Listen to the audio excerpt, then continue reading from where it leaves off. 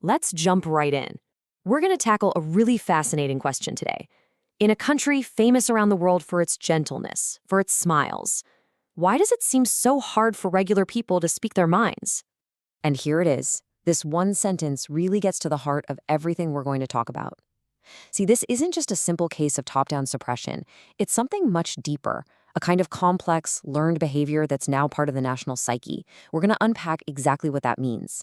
So here's the central paradox laid out for you. On one side, you've got the image the world sees and loves, the land of smiles, right? A place of harmony. But when you look beneath that surface, you find a very different reality, a culture of widespread self-censorship, what we're calling a learned silence. To really get this, we have to start with the cultural foundations, because this isn't just about politics, not at all. It's about these deeply ingrained social rules that put peace and quiet above almost everything else. You have to understand these two core ideas, Sabai and Mai Pen Rai. Sabai is all about feeling comfortable, calm, and at ease. And Mai Pen Rai, well, that kind of translates to it's okay, or never mind. It's this powerful idea of just letting things go.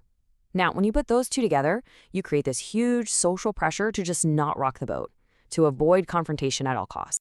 But culture alone is just one piece of the puzzle. It doesn't explain everything. Next, we have to look at the scars left behind by a century of political chaos. And this isn't some dry history lesson. This is about a collective memory that's been lived and passed down. And this timeline just lays it out so clearly. Look at that relentless pattern. A push for democracy, then protests, then social instability, and then, boom, a military coup to restore order. This has happened over and over and over again. And when that happens again and again, it creates this powerful, almost automatic association in people's minds. The sequence becomes brutally simple. Protest doesn't lead to progress, it leads to chaos, and chaos leads to the military stepping in. The lesson learned is a harsh one. If you want stability, you have to avoid public dissent. So on top of the culture and the history, you have to add a third layer, the formal rules. And these aren't just gentle suggestions. We're talking about strict laws and revered institutions that draw very hard lines around what you can and cannot say. Right at the center of this is the concept of lèse majesté. These are, without a doubt, some of the strictest laws of their kind anywhere in the world. They essentially make it illegal to criticize the monarchy. The very existence of these laws creates this profound chilling effect on any kind of discussion about politics and power. So the direct result is this immense psychological pressure. I mean, think about it. When the penalties for speaking out are that severe, censoring yourself isn't a sign of weakness. It actually becomes a perfectly rational, logical strategy for protecting yourself and staying safe. Okay, so now let's bring all three threads together, the culture, the history, and the law.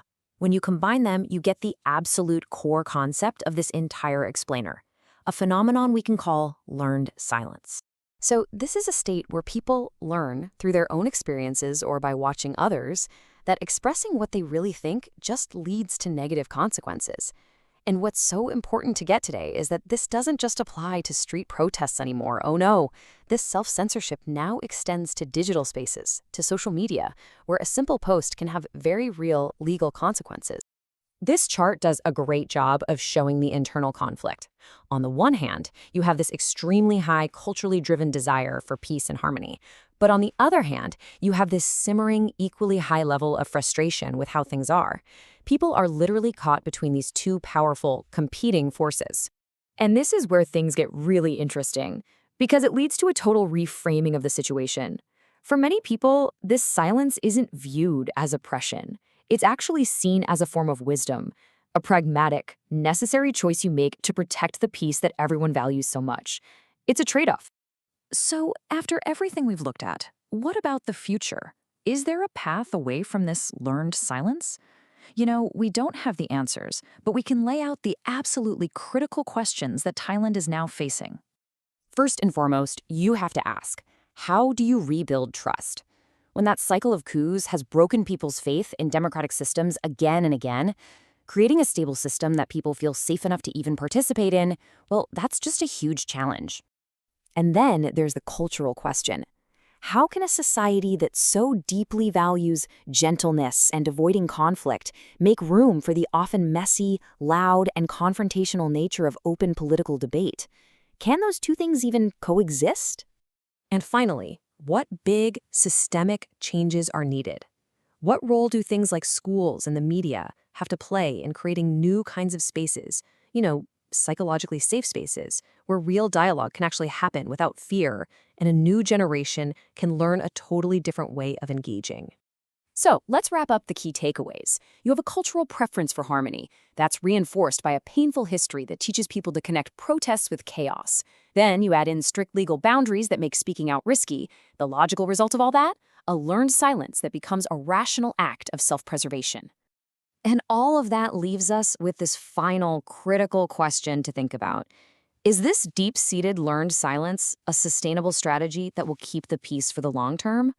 Or is it actually a massive barrier that's preventing the country from tackling its real problems and moving forward? That's the real dilemma.